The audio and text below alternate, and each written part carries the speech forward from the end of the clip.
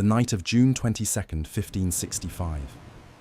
Inside a crumbling fort on a tiny island in the middle of the Mediterranean, roughly 200 men are preparing to die. Not metaphorically, not preparing for battle, preparing to die.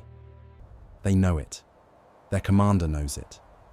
The enemy, outside 30,000 of the most battle-hardened soldiers on Earth, definitely knows it. The walls around them have been reduced to rubble. The fort no longer looks like a fort. It looks like the aftermath of an earthquake. Every cannon the defenders had was either destroyed or buried under stone. Their ammunition is nearly gone. Many of the men can barely stand wounds wrapped in cloth, torn from their own cloaks, burns across their hands from weeks of pouring boiling oil over the walls. That night a priest moved through the darkness and gave last rites to every man who could still speak. Knights noblemen, who had proven their bloodline across 4 generations just to join this order, sat on broken stones writing letters they knew would never arrive in time. They pressed their rings and crucifixes into the hands of the few messengers still slipping out by boat across the harbour, back to the main city, back to the people who would survive. And then they went to sleep. Because if you are going to die in the morning, there is nothing left to do but rest. At dawn, on June 23rd, roughly 20,000 Ottoman soldiers charged across the open ground toward what remained of Fort St. Elmo. The fighting lasted a few hours. When it was over, not a single knight was left standing. Fort St. Elmo had fallen. But here is the thing, and this is what I want you to sit with for the next hour, that small, useless, broken little fort held for 36 days. 36 days against the most powerful military force the world had ever seen. And during those 36 days, something happened that would permanently alter the course of European history. So, why did 200 men choose to die in a burning fort? And how, against every conceivable odd, did an island the size of a small American county stop the Ottoman Empire dead in its tracks? Let's go back to the beginning. Before we do, drop a comment right now telling me where you're watching this from and what time it is. I love seeing where this community is spread out. And if you're new here, hit like. It genuinely helps more people find stories like this one. To understand what happened at Malta, you need to understand just how terrifying the Ottoman Empire was in 1565. We are talking about the greatest military superpower the world has ever produced. In the span of roughly 150 years, the Ottomans had conquered the Byzantine Empire. The continuation of Rome itself swallowed the Balkans, crushed Hungary, absorbed Egypt, and stretched their reach from the gates of Vienna in the west to Persia in the east. Their navy controlled the eastern Mediterranean so completely that Christian merchants had to essentially ask permission just to sail those waters. In 1453, Sultan Mehmed II did something that most Europeans genuinely believed was impossible. He took Constantinople. He walked into the Hagia Sophia, the greatest church in Christendom, a building that had stood for nearly 1,000 years as the physical symbol of the Christian world, and turned it into a mosque. The shock of that moment rippled through Europe for generations. It is not an exaggeration to say that educated Europeans in 1565 still had nightmares about 1453. And now, by the 1560s, the man running this empire was Suleiman I, Suleiman the Magnificent. Let me be very clear about who this person was, because calling him the Magnificent is not flattery. It is a description. He was genuinely, historically, almost incomprehensibly accomplished. He reformed Ottoman law. He was a poet. He was an architect of empire. And on the battlefield, he had never lost a war. His full title was something like Sultan of Sultans, Khan of Khans, Commander of the Faithful, Caesar of Rome, Lord of the Mediterranean. That last one, Caesar, was not metaphorical. He genuinely considered himself the legitimate heir to the Roman Empire. And in 1565, he was coming from the Western Mediterranean. The common prayer across Catholic Europe at the time was simply, God save us from the Turk. And look, I want to be fair here because this story has two sides, and the Ottoman Empire deserves to be understood on its own terms, not just as a villain. The Ottomans were not simply a conquering horde. They were, by almost any measure, the most sophisticated civilization on Earth in the mid-16th century. Constantinople, under Ottoman rule, had become one of the great cities of the world, a center of art, scholarship, medicine, and commerce. The sultans were patrons of architecture that still takes your breath away today. Suleiman personally rewrote Ottoman legal codes in ways that were more humane and more systematically just than most of what Western Europe was producing at the same time. The empire was genuinely impressively great, but it was also genuinely impressively dangerous if you were in its path. And in 1565, the central Mediterranean was in its path. The Ottomans controlled the eastern basin completely. Their Corsair allies controlled the North African coast from Egypt to Algeria. The western Mediterranean, Spain, France, Italy, was the last major region they had not brought under influence, and Suleiman had decided it was time. Malta was not a random target. It was a deliberate strategic choice. The island sits almost exactly at the midpoint of the Mediterranean, like a cork in a bottle. Whoever holds Malta holds the choke point between east and west. Take Malta, fortify it, and you have a base from which the Ottoman navy can operate against Sicily, Naples, Genoa, Barcelona. The entire western coastline of Catholic Europe is suddenly within reach.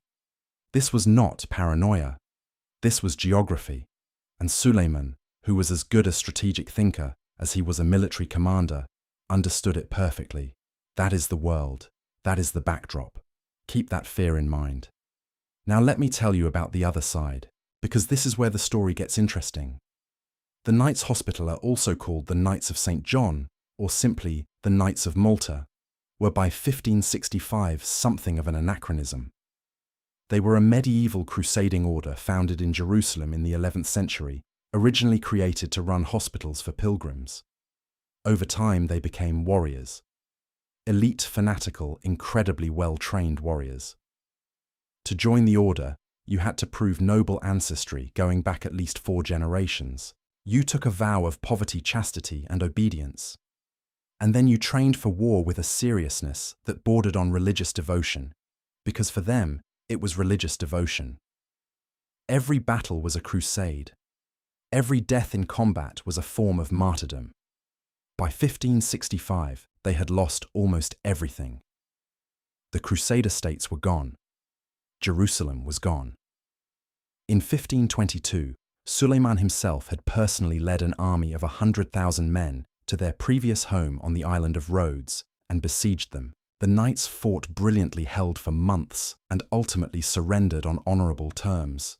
Suleiman, who respected courage even in enemies, let them go. He gave them ships and allowed them to sail away with their weapons. They wandered the Mediterranean for years. Homeless, stateless, a military order with no territory to defend. Then in 1530, the Holy Roman Emperor Charles V gave them an island. Malta, a dry, rocky, largely barren rock in the middle of the sea about 17 miles long and 9 miles wide. He technically charged them rent 1 Maltese falcon per year, delivered to the Viceroy of Sicily each November.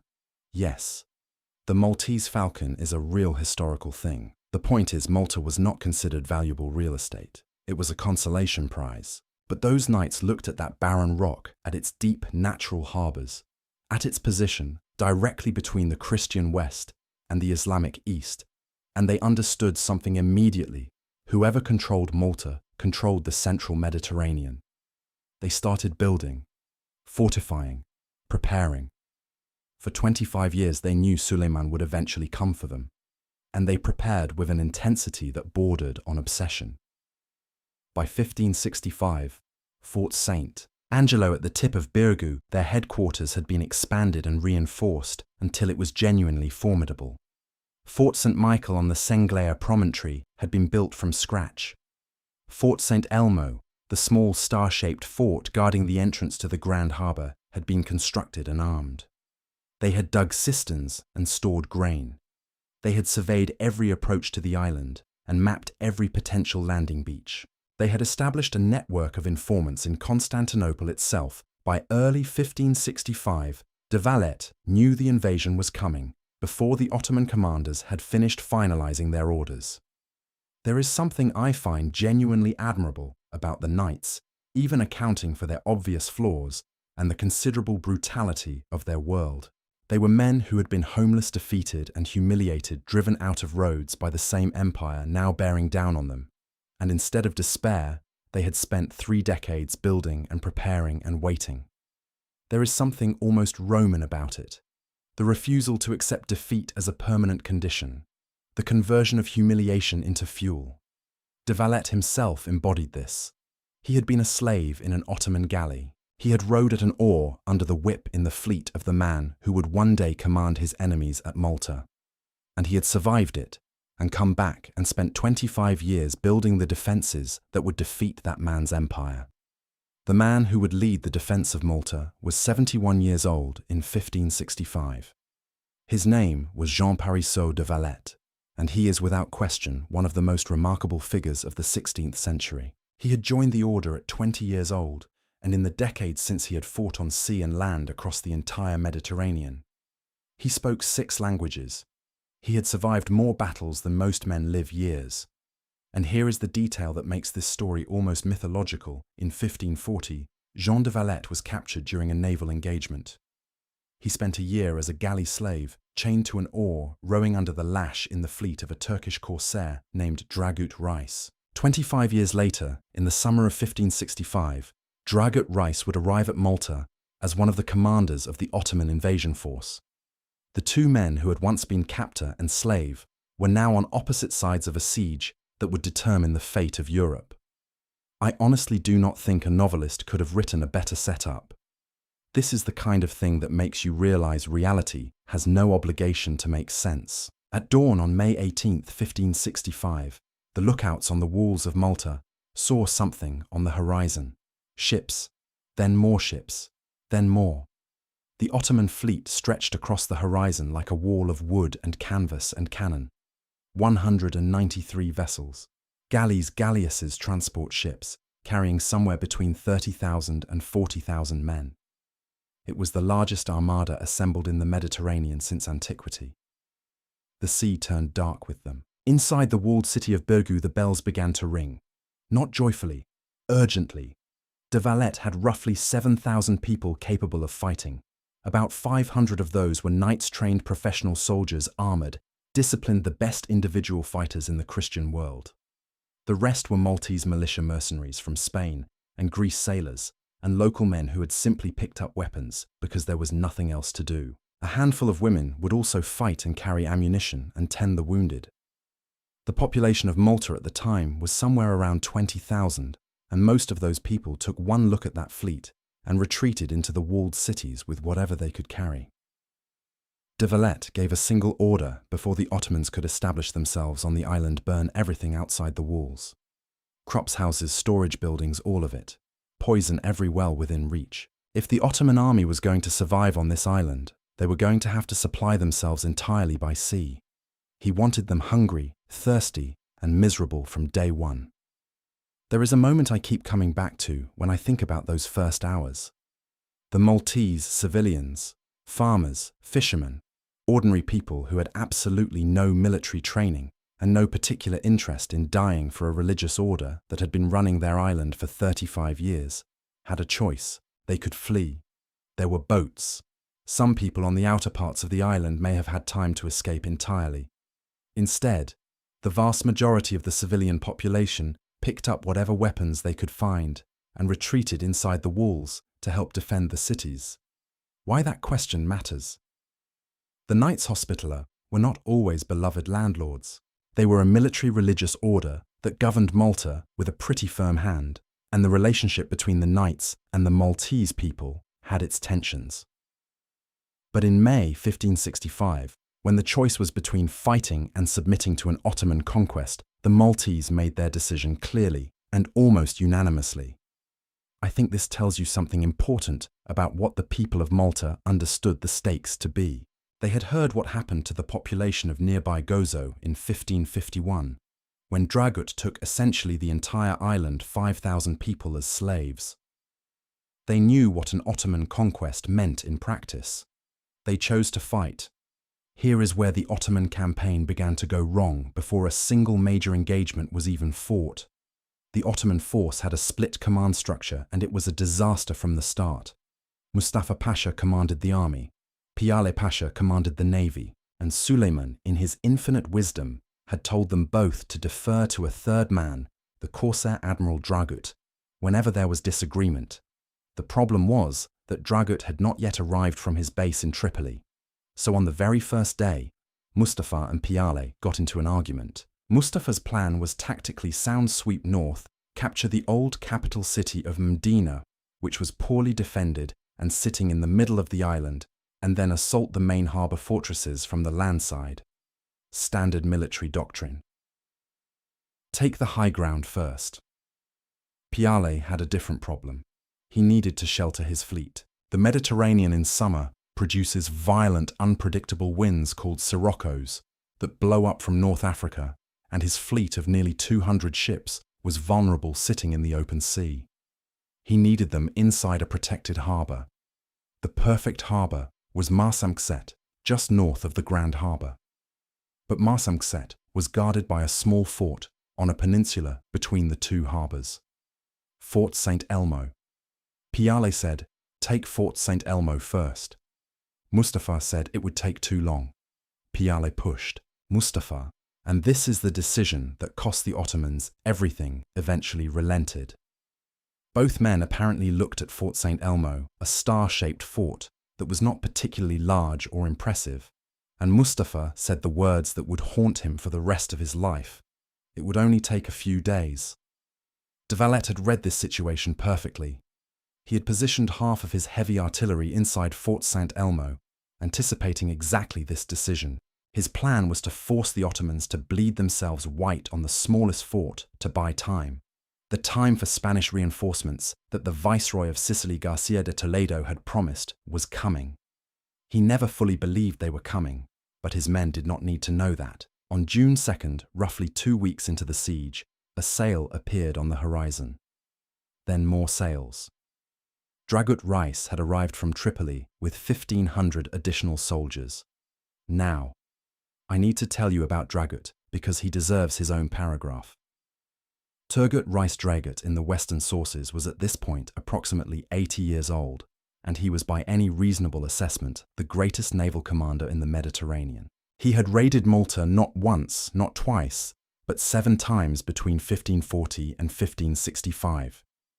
He knew the layout of the island the way you know the layout of your own neighbourhood.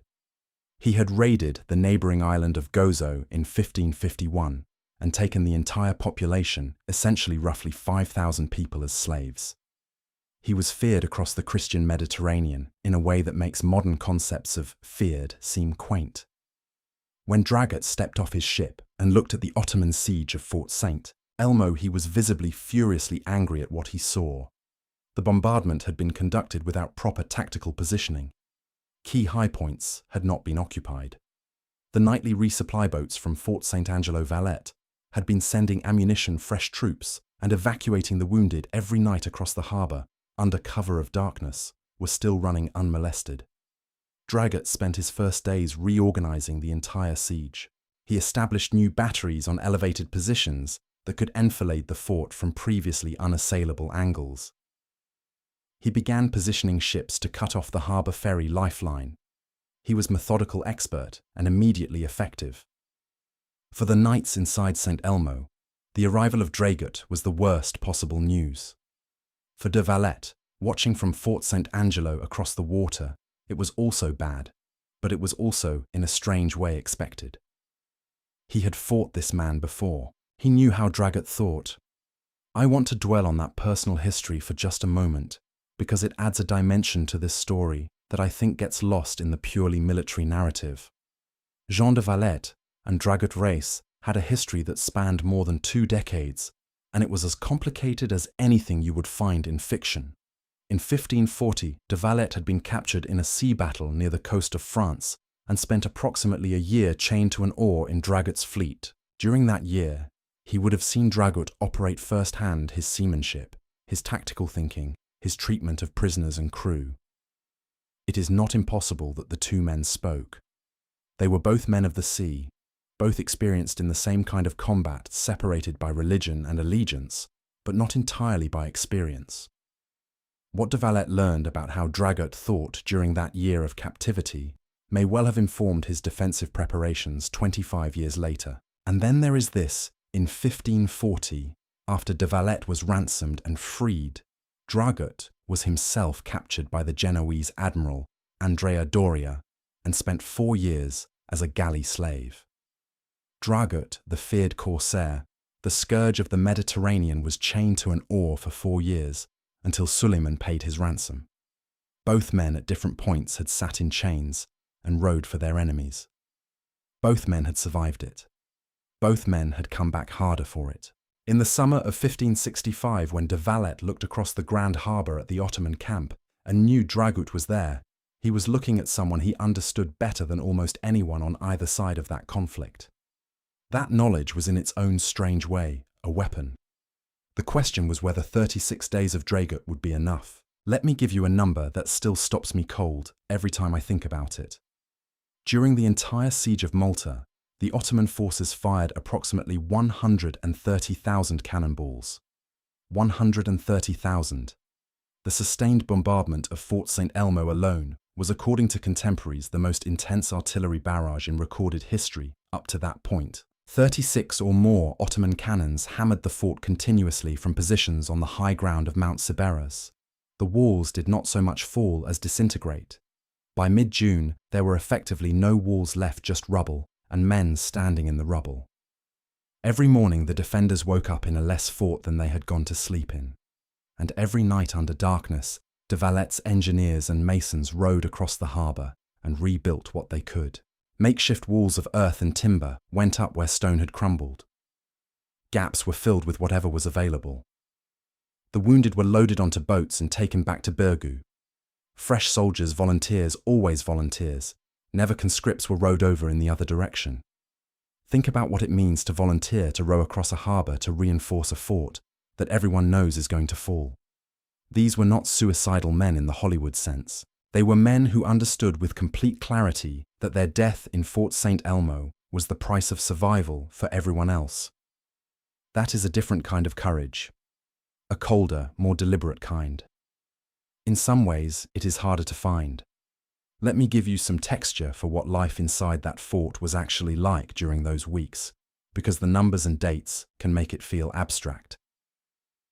The bombardment began before sunrise most days and continued until dark. The noise alone was something contemporaries struggled to describe: the constant concussion of heavy guns firing in volleys, the crash of masonry, the screams of the wounded, the enormous thunderclap sound of walls collapsing. The dust was so thick at times that men could not see 20 feet in front of them. Breathing became difficult, not just from the dust, but from the smoke of the defenders' own guns, and from the burning hoops' iron rings soaked in oil and set alight that both sides used as anti-personnel weapons in close assaults.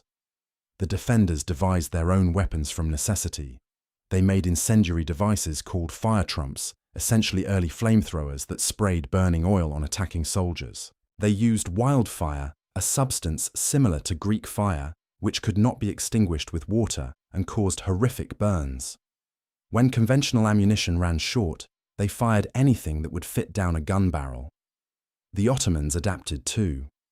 After their early direct assaults failed with catastrophic casualties, they began building covered approaches, trenches with overhead protection, zigzagging toward the walls, so that the defenders could not fire down them effectively. They used the testudo formation shields locked together overhead, like a Roman turtle for infantry advances. The fort's defenders answered with chain shot that could knock down an entire formation, and with heavy stones dropped from the walls, and with boiling oil, and eventually with sheer, desperate hand-to-hand fighting when the Turks got close enough to reach the rubble. It is worth noting that among the defenders of Fort St. Elmo were men who had absolutely no obligation to be there. The Spanish and Greek mercenaries who had been hired by the order had technically fulfilled their contracts. The Maltese civilians who had picked up weapons were not soldiers. And yet, when the call went out each night for volunteers to row across the harbour and reinforce the fort, men went. Not all of them, certainly, but enough. Always enough to keep the fort alive one more day. On June 8th, the senior knight inside the fort, Captain Gonzalo de Medrano, sent a message to de Valette the fort could no longer be held. He recommended withdrawal. De Valette's reply was essentially no. Hold until relief arrives. He knew the relief from Sicily had been delayed. He sent that message anyway. Some historians have called this cold-blooded. I think that is the wrong word. I think de Valette understood something that is genuinely difficult to accept, that the death of every man in Fort St. Elmo was the only thing that might save the 15,000 people in Birgu and Senglea. Every hour those men held, every hour the Ottomans were tied up, battering one small fort, was an hour the main defences could be reinforced, the walls patched, the artillery repositioned. He was not sacrificing them carelessly. He was spending them deliberately. There is a difference. The knights inside the fort, to their eternal credit, apparently understood this too. They kept fighting. On June 18th, something happened that would quietly change the entire outcome of the siege, though neither side fully understood it at the time. Dragut was at a forward artillery position, personally supervising the placement of a cannon. This was entirely typical of him. He was not a commander who sat in a tent. He was 80 years old, and he was still out in the siege trenches arguing with gunners about trajectory. He believed the cannon was aimed too high and was wasting shots over the walls. He ordered the crew to lower the elevation. When the cannon fired, the shot struck a section of the trench embankment at too close a range. The impact blasted loose a shower of rock and debris. A fragment, possibly a stone, possibly part of the trench wall itself, struck Dragut in the head. He was carried unconscious behind Ottoman lines and placed in a private tent. His wounds were treated. He never regained consciousness. He lingered for several days. The Ottoman command made the decision not to announce his condition to the troops. They could not afford the effect on morale. And so, for the final days of the siege of Fort St. Elmo, the Ottoman army fought without knowing their best commander was already effectively dead. Here is the thing I always come back to when I think about Dragut's death, that ricochet. That one unlucky stone fragment may be the single most consequential accident of the entire 16th century. Dragut was the only Ottoman commander with both the strategic brilliance and the practical knowledge of Malta to prosecute the siege effectively after St. Elmo fell. Without him, Mustafa Pasha and Piale Pasha were left in sole command, and those two men despised each other. Their rivalry, their competing egos, and their constant inability to coordinate would cost the Ottoman Empire everything in the months ahead. One stone.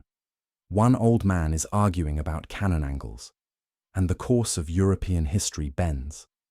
Which brings us back to where we started. The night of June 22nd.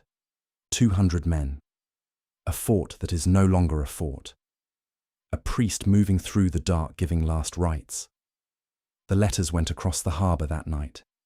The rings and crucifixes went with them. The men who were still capable of walking helped the men who were not. There was a Maltese soldier, we are told, who sat by himself on a piece of broken wall and played a stringed instrument for an hour. Nobody told him to stop. The music drifted across the water toward Birgu, and the people in Birgu stood on the walls and listened. In Fort St. Angelo, across the harbour, de Valette stood watching the fires inside St. Elmo and did not sleep. At dawn, the assault began. Janissaries, dervishes, Yayalars, religious volunteers who fought with something close to abandon, believing death in holy war, guaranteed paradise. They came in waves across open ground, through gaps in the rubble from 3 directions simultaneously. The defenders fought hand to hand when the ammunition ran out, swords, daggers, bare hands. The chaplain reportedly fought with a cross in one hand and a sword in the other. The Ottoman assault on the morning of June 23rd was carried out by a force that massively outnumbered the defenders, but the terrain, if you can call a field of rubble terrain, forced them to come through gaps that the defenders could concentrate on. The final hours of fighting were not a collapse, so much as a slow grinding forward, the Ottomans advancing yard by yard, the defenders killing as many as they could before being overrun. There was no moment of dramatic last stand at a single barricade. It was more terrible than that. It was 100 small last stands happening simultaneously in different corners of the ruined fort until there was no one left to make another. The chaplain, his name is not recorded in most sources, was found among the dead with a sword in his hand. That detail to me says more about the desperation and totality of that morning than almost anything else. When the priest is fighting with a sword, you have gone well beyond the last conventional resort. None of the knights survived. Of the Maltese soldiers inside, 9 managed to throw themselves into the harbour and swim across to safety. 9. The fort had held for 36 days. The Ottomans had expected 3. The final casualty count for Fort Saint Elmo was staggering. Somewhere between 6,000 and 8,000 Ottoman soldiers had died to take a fort defended by roughly 1,500 men. Mustafa Pasha walked through the ruins, afterward looked at the bodies of his soldiers carpeting the ground, looked at the destroyed rubble that had been the fort, and made a remark that has been quoted ever since. He gestured toward the 2 great fortresses across the harbour, Fort St. Angelo and Fort St. Michael, still intact, still bristling with cannon, still flying the red and white flag of the Order of St. John. And he said, "If so small a son has cost us so dear, what will the father cost?" He already knew the answer. He just did not want to say it out loud.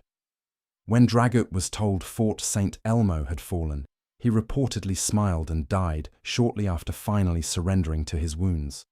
The fort he had fought so hard to destroy was the last thing he ever heard about. There is a terrible symmetry in that. The Ottoman soldiers, in their fury at the cost of the fort, committed an act of brutality that has become one of the most remembered details of the entire siege.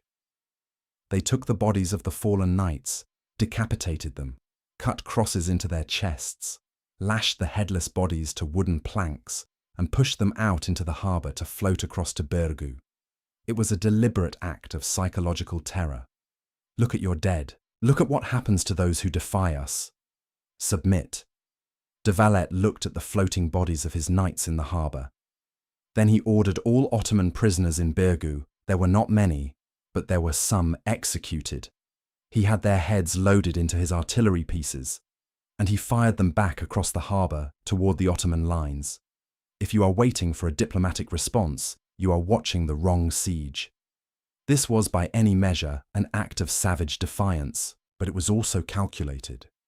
De Valette needed his people to see that there was no submission available to them, no mercy to negotiate for. The only choices were victory or death, and he was making sure everyone understood that clearly.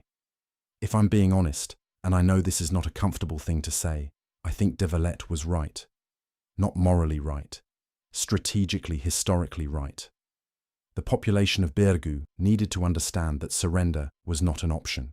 And after watching Fort St. Elmo fall and seeing what happened to its defenders, the psychological pressure to negotiate must have been enormous. De Valette closed that door permanently. With Fort St. Elmo gone, Piale finally moved the Ottoman fleet into MASSACRED harbour, the thing they had sacrificed 8,000 soldiers to achieve. The heavy artillery was repositioned. 65 Ottoman cannons were turned on the twin peninsulas of Birgu and Senglea, where the bulk of the defenders were concentrated. The bombardment that followed made the siege of St. Elmo look like a warm-up.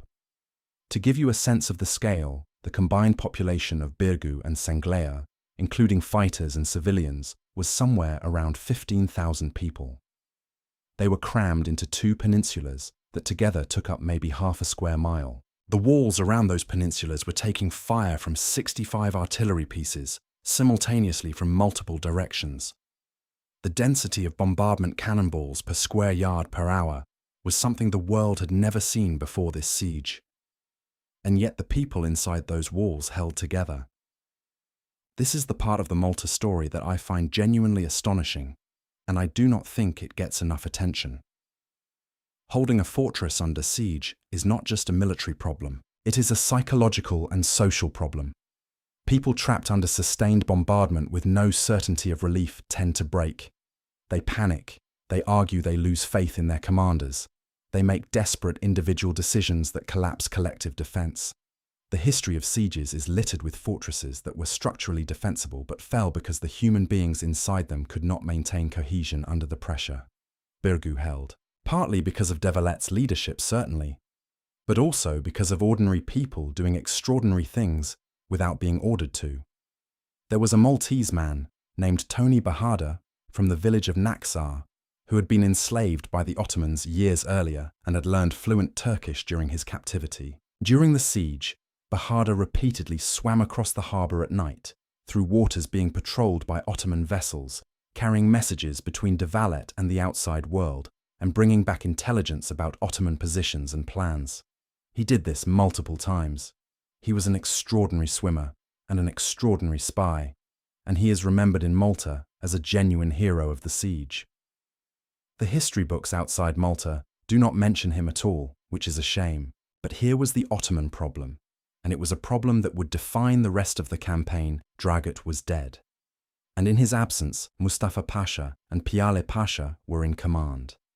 These two men genuinely, viscerally hated each other. Mustafa was the senior military officer, brilliant, aggressive, experienced. Piale was the naval commander, proud, equally experienced, and constitutionally incapable of taking orders from someone he considered his equal. Suleiman had given them a solution to their rivalry, defer to Dragut, and Dragut was gone. Now their every decision was a negotiation, and their negotiations were arguments, and their arguments were disasters. The Ottoman army after St. Elmo was still massive, still powerful, but it was a machine running without its engineer. On July 15th, Mustafa launched what he believed would be the decisive assault, a coordinated attack from both land and sea against the Senglea Peninsula. The sea component was the centerpiece. He loaded roughly 1,000 of his best Janissaries, the elite infantry of the Ottoman Empire, the most feared soldiers in the world, into boats, and sent them to attack the harbour side of Senglea. Simultaneously, the land forces would attack from the other direction. The peninsula would be crushed from both sides. What Mustafa did not know was that one man had changed the equation, a French knight named Chevalier de Giral. I want you to remember this name because almost nobody does, and he deserves to be remembered. Had entirely on his own initiative constructed a battery of 5 cannon at the base of Fort St. Angelo at water level, pointed directly down the harbour. He had done this without being ordered to. He had simply looked at the situation, thought about what an amphibious assault would look like, and prepared for it. No one above him had thought of it. No one gave him permission. He just did it. When the 1,000 Janissaries in their boats came around the point of the peninsula, they came into range of de Giral's battery at roughly 200 yards. De Giral's guns fired twice, 2 salvos, 2 rounds of chain-shot overlapping iron balls connected by a length of chain designed to spin through the air and tear through anything in their path. Every single Ottoman boat was destroyed or sunk. Over 800 Janissaries, the best soldiers in the Ottoman army, drowned in the Grand Harbour in the space of a few minutes.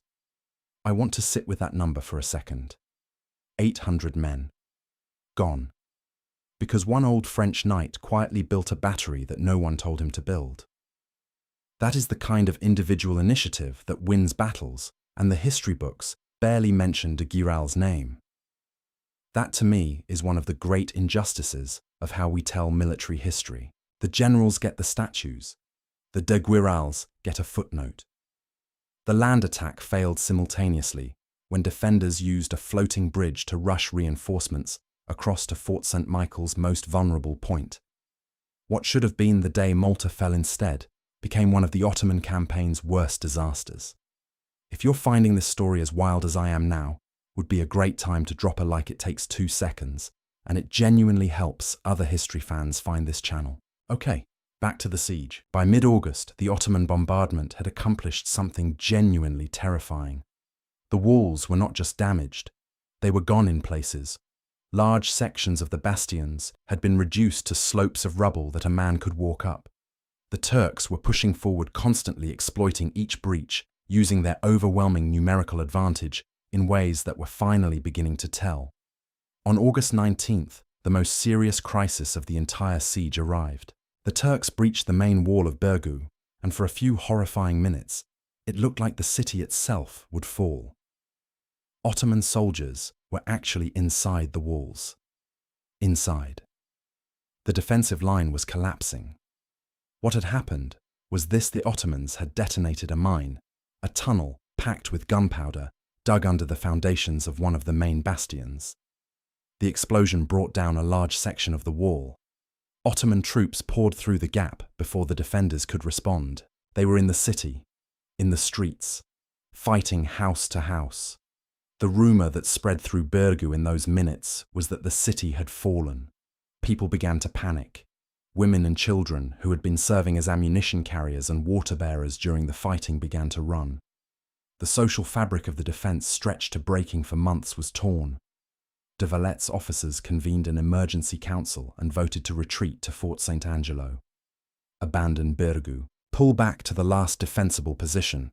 De Valette said no, and then he did something that, when I first read about it, genuinely gave me chills. Jean Parisot de Valette, Grand Master of the Order of St. John, 71 years old, took off his Grand Master's cloak. He put on a helmet and picked up a spear, and he walked down into the breach, not to rally troops from behind, not to make a speech from a safe position. He walked into the gap in the wall where Ottoman soldiers were pouring through. He stood there in the breach, personally fighting. Think about what that meant to the people around him. Not just as symbolism, though it was extraordinary symbolism, but as concrete evidence. If the Grand Master is here, if this 71-year-old man is standing in this gap and fighting, then there is no acceptable reason for anyone else to run. You do not abandon a 71-year-old man in a breach in the wall. You do not. The accounts say that when de Valette was seen in the breach, the retreat stopped. Men who had been falling back turned around. Women who had been running picked up weapons and followed their Grand Master into the gap. The defence of that breach in the wall of Birgu on August 19, 1565, was carried out in part by non-combatant civilian women who had decided that if their Grand Master was going to stand in that gap, they were going to stand there too. I am not aware of a more remarkable image in the entire military history of the 16th century. The line held. The Ottoman advance into Birgu was pushed back. Later it emerged that the reason the Turks had not pressed harder at that moment was a cavalry sortie from the nearly empty city of Mdina, a small force of Maltese knights who had ridden out and attacked the Ottoman rear echelon, creating chaos and forcing a temporary redeployment. A tiny action on the other side of the island had saved Birgu. These coincidences, these near miracles, kept happening throughout the siege in a way that still feels almost surreal to study. By late August, the situation was becoming desperate for both sides. The Ottomans had lost somewhere between a third and a half of their original force. Disease was spreading through their camp. The island's wells had been poisoned months ago, and dysentery was as dangerous as Maltese cannon. The summer heat was brutal. The men were exhausted and demoralized. But the defenders were not in much better shape. The walls were ruins. Food was running short. Every day brought fewer able-bodied men. De Valette's letters to the Viceroy of Sicily had become increasingly urgent. In one he wrote, and I am paraphrasing here, that if no help came, Malta would fall. He sent that letter, and then he kept fighting as if he had never written it. Meanwhile, the Ottomans attempted to break through with siege towers, enormous wooden structures designed to be pushed up to the walls to allow soldiers to cross directly onto the battlements. The Maltese defenders had an answer for this too. Engineers had secretly tunneled beneath the earth in front of the walls. When the first siege tower rolled forward, they detonated the tunnel, collapsing the ground under it. When a second tower was deployed, they loaded their remaining cannon with chain shot and destroyed it at point-blank range as it approached. And then there was Mdina. The old capital city was nearly empty. The skeleton garrison there had almost no ammunition left. When an Ottoman force finally marched toward it, the Maltese commander ordered his gunners to fire everything they had at ranges far too long to be effective. He was burning ammunition he could not afford, and he knew it. But the Ottoman soldiers, who by now were deeply demoralized, looked at a city blazing away at them with apparently no concern for conservation of shot, and drew the obvious conclusion: this city has plenty of ammunition. This city is well defended. This city is not worth attacking. They turned around and marched back. There is a lesson there that applies well beyond military history. Sometimes the appearance of confidence maintained at real cost against all logic is the thing that saves you. Mdina's walls were nearly empty, but they did not look empty. And in war, as in life perception, is often the difference between survival and collapse. And one more trick that I absolutely love. De Valette arranged for a Turkish prisoner to accidentally overhear a conversation about a massive relief force that was nearly at Malta, thousands of troops just days away. Then the prisoner's cell was accidentally left unlocked. He escaped as any reasonable person would and ran straight to the Ottoman commanders with this intelligence. Mustafa Pasha, already exhausted, already facing the onset of fall weather, already staring at a third of his army in graves, he believed it. He began preparing to withdraw. The relief force the prisoner had described did not exist. Not yet. By the last days of August 1565, the Great Siege of Malta had become a contest of wills that had consumed everything. The island was scarred and ruined. The smell of gunpowder and rot hung permanently over the Grand Harbour. The Ottoman army, which had arrived with the full confidence of an empire that had never been seriously defeated, was now sitting in the ruins of its own camp, watching the calendar and calculating whether the autumn winds would trap them there until winter. Mustafa knew something that his army was starting to sense. They had run out of time. They had 30,000 men when they landed. They had significantly fewer now. And across the harbour, behind walls that had been patched together with rubble and prayer, 7,000 exhausted defenders were still there, still flying the flag of the Order of St. John. Neither side could have imagined at that moment how close the end actually was. On September 7th, 1565, ships appeared off the northern coast of Malta. 8,000 soldiers dispatched from Sicily by the Viceroy Garcia de Toledo had finally arrived. They landed at Melilla Bay in the north of the island. Now, I want to be honest with you about something. 8,000 additional troops landing on an island with 30,000 Ottoman soldiers still on it is not on paper a decisive advantage. The math does not obviously favour the defenders, even with these reinforcements. The reason the relief force mattered so much was not purely numerical, it was psychological. The Ottoman army by September 7th was an army that had already emotionally decided to leave. They were in the process of loading their artillery back onto the ships. They were burned out sick and convinced the fight was over. The arrival of the relief force was the final confirmation that they had been right to decide to go. But it did not go quietly. The knights in the relief force, Spanish-Italian men of the order from across Europe, had rowed to shore and immediately seen smoke rising from Maltese villages that the retreating Ottomans were burning as they pulled back. Some of those knights had family in those villages. Some had simply been waiting months to fight. Without waiting for orders, a group of them charged. The commander of the relief force, Ascanio della Corna, saw his men running ahead of him. He made the only decision available and ordered a general charge. What followed was not a battle so much as a rout. The Ottoman army, already pulling back toward the harbour, already half-loaded onto their ships, found themselves suddenly being attacked by fresh soldiers from behind. The retreat became a collapse. Thousands of Ottoman soldiers died on the beaches trying to reach their ships. The sea around the harbour entrance turned red.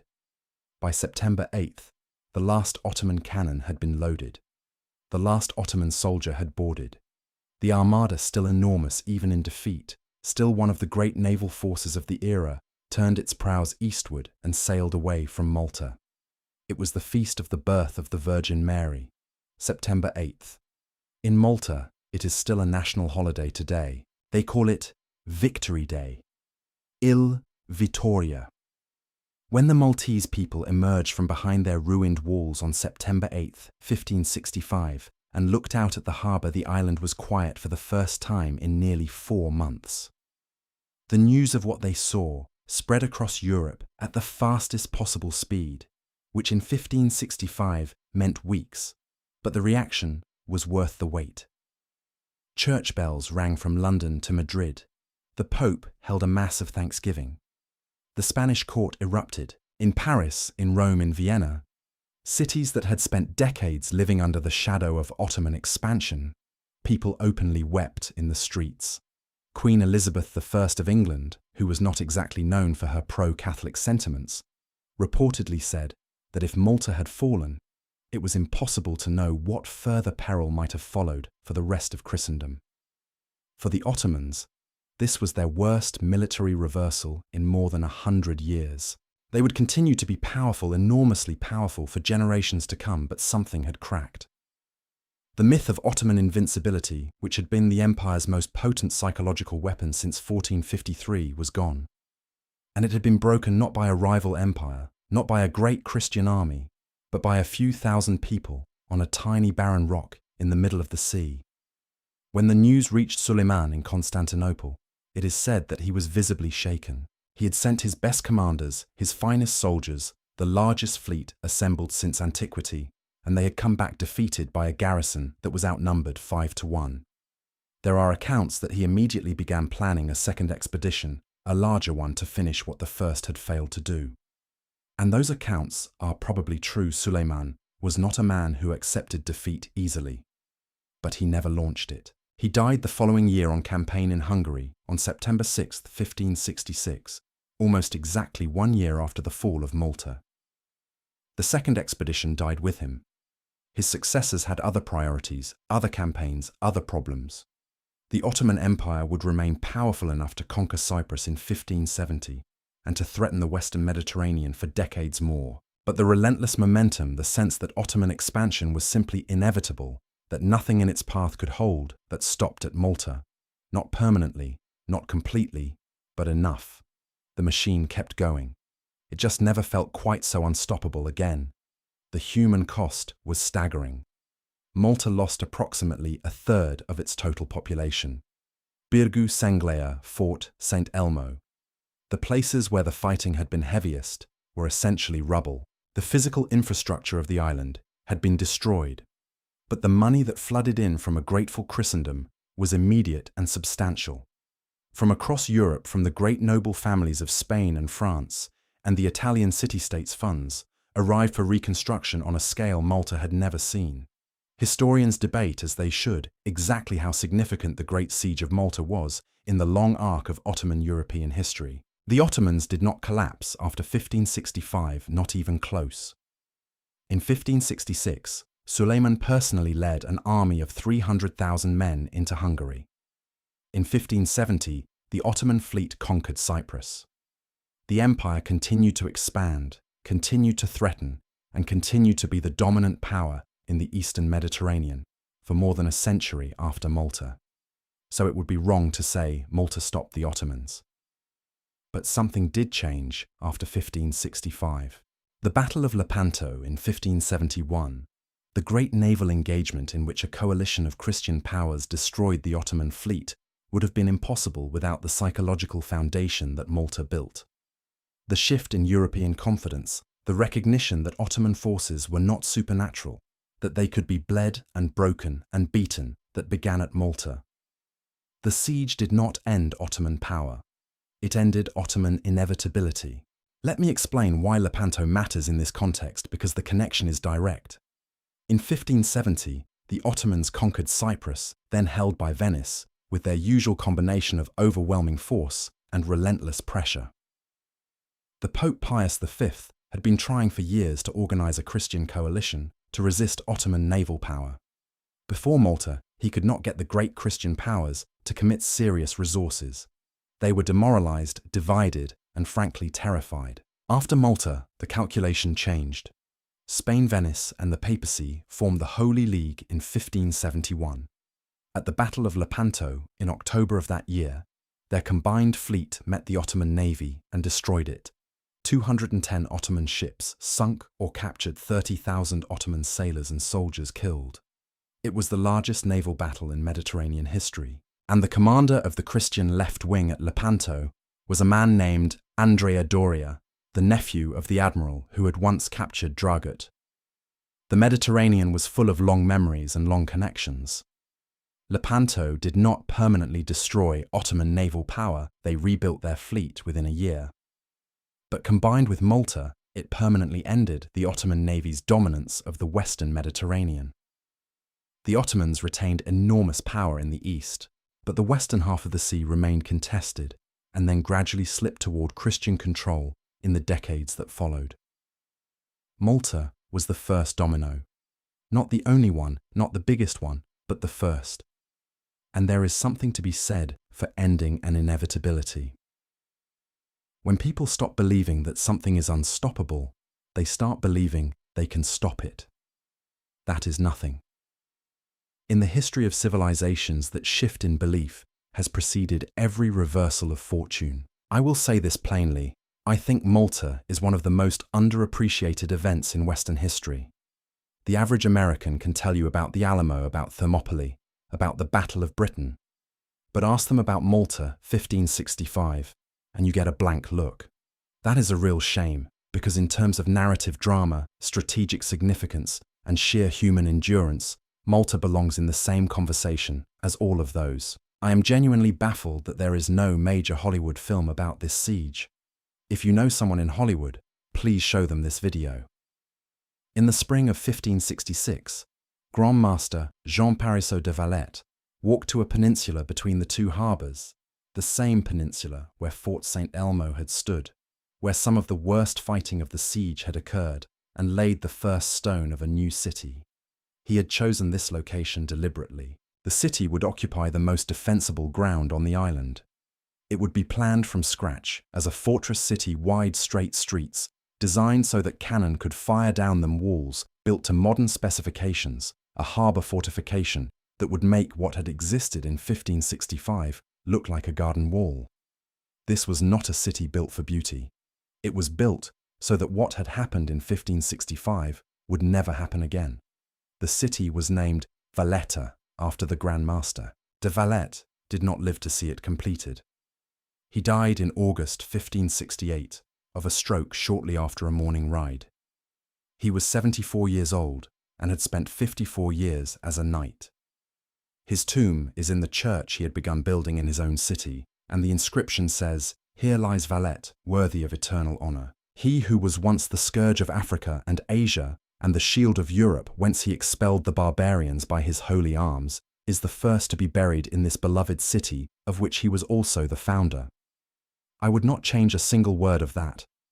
Today, Valette is the capital of Malta. It is a UNESCO World Heritage Site. The streets are still laid out the way de Valette's architects planned them in 1566. The church where he is buried is still standing. The harbour he defended, battered, rebuilt, defended again in World War II. When Malta became the most bombed place on earth for a period in 1942, is still one of the most beautiful natural harbours in the world. I want to end this section with a question that historians take seriously, even if they disagree about the answer. What if Malta had fallen? If the Ottoman fleet had control of a fortified base in the centre of the Mediterranean, by the fall of 1565, the strategic picture would change dramatically. Southern Italy, Sicily, Naples, Calabria is directly exposed. The coast of Spain is within reach. The Ottoman fleet, already dominant in the eastern Mediterranean, would have had a permanent forward position from which to threaten the entire western half. Suleiman had already spoken openly about invading Europe through Italy.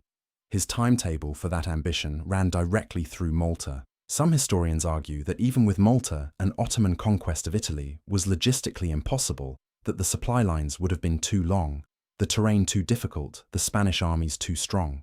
And they may be right about the pure military calculation. But I think this argument misses something important. It is not just about whether the Ottomans could have physically conquered France or Spain. It is about what would have happened to southern Italy and the islands of the western Mediterranean over the following decades if they had become a contested frontier rather than a safe rear area. Look at what happened in the regions that did become Ottoman frontier zones: the coasts of North Africa, the eastern Mediterranean islands, the Balkans. These were places where population was depleted by continuous raiding and slave-taking, where agriculture was disrupted, where cities and towns were repeatedly sacked. The human suffering in those zones was enormous, sustained over generations. If the Western Mediterranean had become a similar contested frontier, the economic and demographic cost to southern Europe would have been devastating regardless of whether Constantinople ever flew a flag over Rome. The cultural consequences are harder to calculate, but no less real. The Renaissance was in full flower in Italy in 1565. The art, the philosophy, the early scientific thinking that would eventually become the scientific revolution All of this was flourishing in the Italian city-states. A sustained Ottoman military presence in the Western Mediterranean, with the disruption and destruction that entailed, would have impacted that cultural flowering in ways we cannot fully know. Would the Ottoman Empire have conquered Western Europe? Probably not. The logistical challenges alone would have been enormous, and Spain and France were not weak powers. But the disruption, the cost, the human suffering of an Ottoman military expansion into Italy, and possibly beyond that, would have been staggering. The cultural, religious, and political history of Europe might look profoundly different today. That is what was at stake on that tiny, barren, sun-scorched rock. That is what 200 men in a burning fort were holding the line for, even though they would never live to know the full weight of what their death meant. History does not always turn on empires meeting each other on open fields. Sometimes it turns on a small fort and a decision to hold, and an old man walking into a breach in the wall because someone had to. Let me take you back to where we started. The night of June 22nd, 1565. 200 men in a burning fort. A priest giving last rites in the dark. Letters are being written to people who would not read them in time. An old man across the harbour, standing on a wall watching the fires, not sleeping. Those 200 men did not die by accident. They did not die because they were unlucky, or because they were outmaneuvered, or because they had no choice. They made a choice. Every single morning for 36 days they made the choice to still be there. They could have surrendered. Mustafa Pasha had offered terms. They could have escaped by sea on any of the nights before the boats were cut off. They stayed. Not because they were certain of victory. They were not. They knew with enormous clarity that they were going to die in that fort. They stayed because they understood that every hour they held was an hour Birgu and Senglea used to survive. They stayed because they had decided that the lives of the people in those cities were worth the price of their own. That is not fanaticism. It is not even heroism in the romantic sense. It is something harder and quieter than heroism. It is simply people deciding that some things matter more than surviving. Voltaire, who was not known for sentiment and was certainly not known for flattery, said that nothing in the 16th century was better known than the Siege of Malta. In his time that was true. It was one of the most celebrated military events in European memory. Over the centuries, the story has faded, crowded out by louder, more modern dramas. But the stone is still there. The harbour is still there.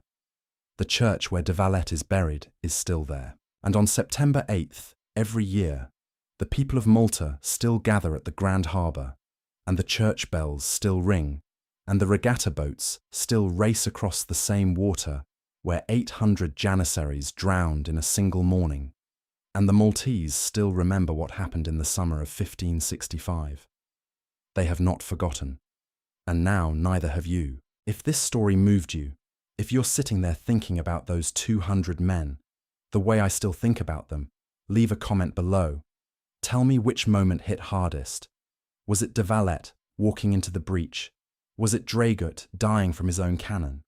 Was it the 9 men who swam across the harbour? I genuinely read every single comment, and I love knowing which moments land. Subscribe if you want more stories like this one. There are dozens of them waiting, and they are all just as extraordinary. I'll see you in the next one.